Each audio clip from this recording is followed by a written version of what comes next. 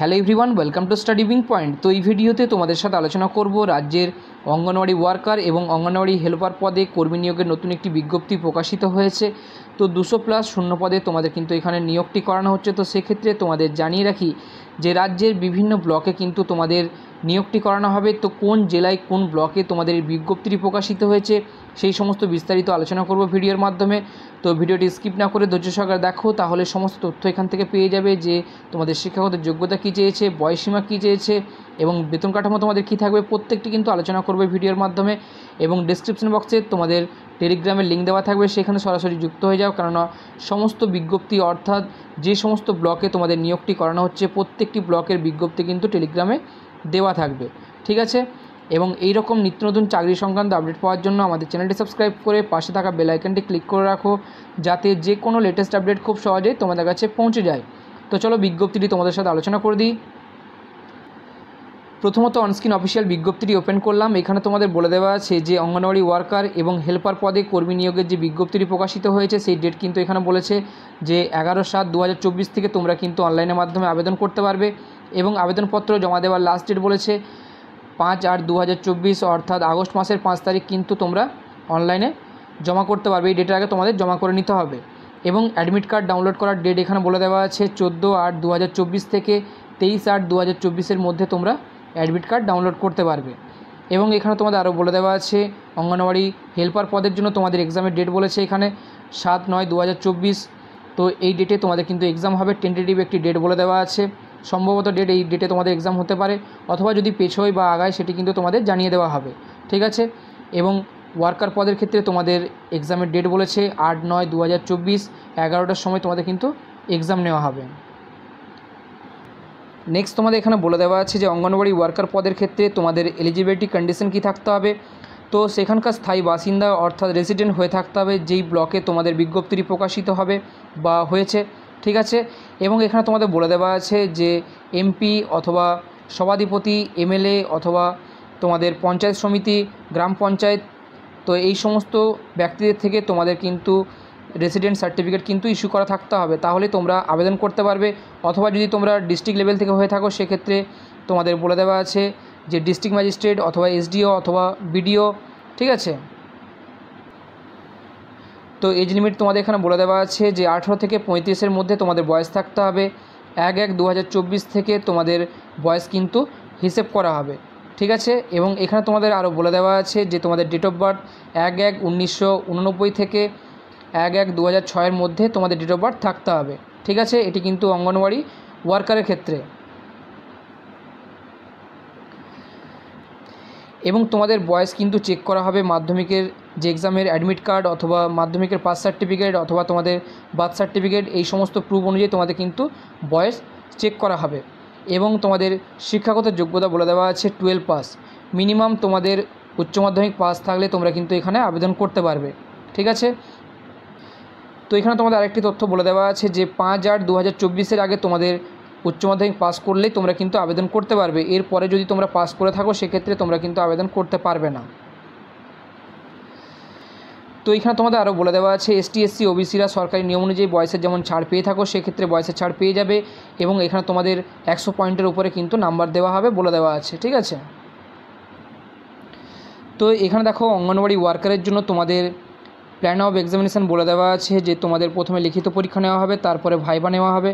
লিখিত পরীক্ষা থাকবে তোমাদের 90 নম্বরের এবং ভাইবা থাকবে 10 নম্বর। টোটাল তোমাদের কিন্তু এখানে 100 নম্বরের থাকছে, ঠিক আছে।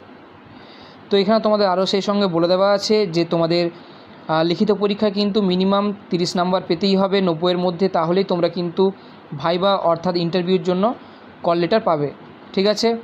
এবং এখানে তোমাদের বলে দেওয়া আছে যদি তোমরা লিখিত পরীক্ষায় না বসো সেক্ষেত্রে ভাইভাতে তোমাদের কিন্তু কোনো রকম ডাকা হবে না, ঠিক আছে।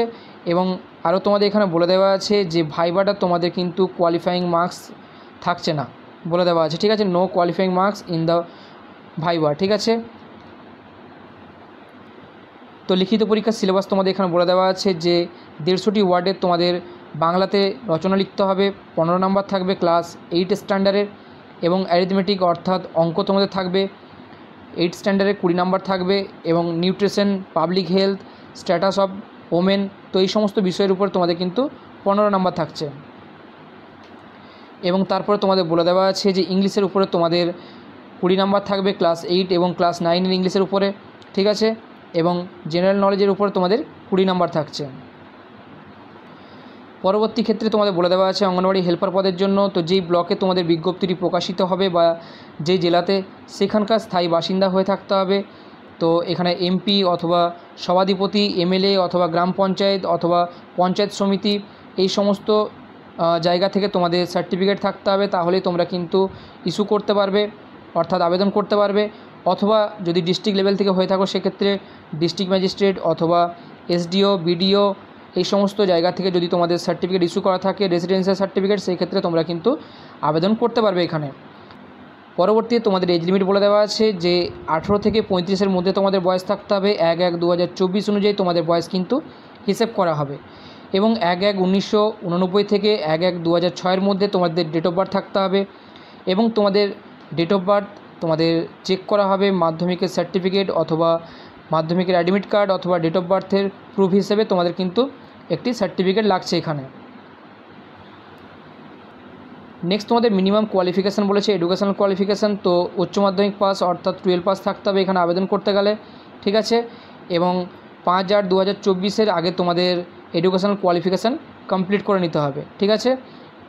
এবং এসটি, এসসি, ওবিসিরা সরকারি নিয়ম অনুযায়ী বয়সে ছাড় পেয়ে যাবে। এবং তোমাদের এখানে রিজার্ভেশনের জন্য 100 পয়েন্ট থাকছে। তো নেক্সট তোমাদের এখানে বলে দেওয়া আছে যে অঙ্গনওয়াড়ি হেল্পার পদের ক্ষেত্রেও একই রকম তোমাদের 90 নম্বরের লিখিত পরীক্ষা নেওয়া হবে, 10 নম্বরের তোমাদের ভাইবা থাকছে।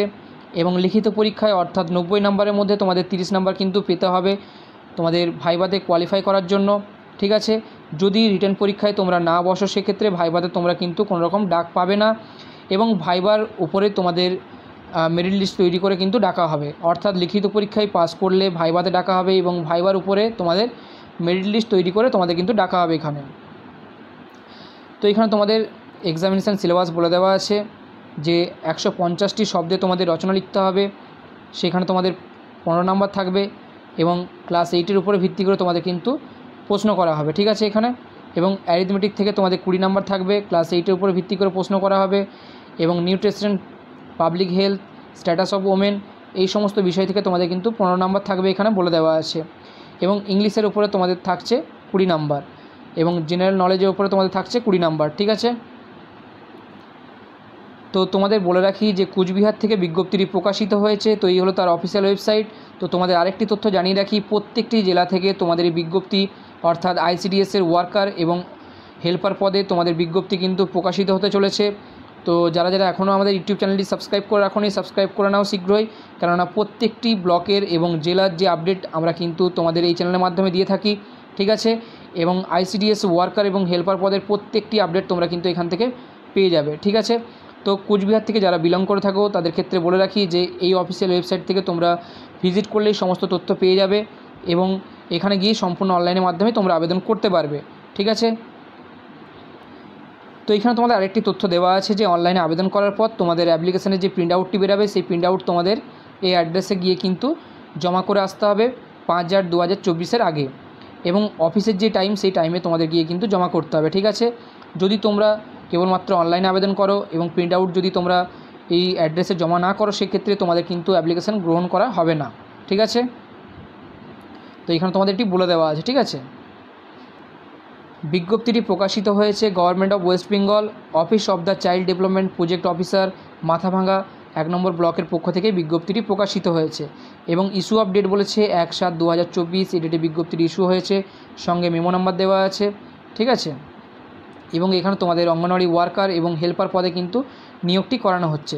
তো সেই সঙ্গে প্রত্যেকটি তোমাদের আমি কিন্তু বলে দিলাম এখানে যা যা বলা ছিল, ঠিক আছে। তো এখানে তোমাদের অঙ্গনওয়াড়ি হেল্পার পদে এবং ওয়ার্কার পদের শূন্যপদ কিন্তু বলে দেওয়া আছে। তো ওয়ার্কার পদের জন্য শূন্যপদ বলেছে 3টি এবং হেল্পার পদের জন্য শূন্যপদ তোমাদের এখানে আলাদাভাবে বলে দেওয়া আছে।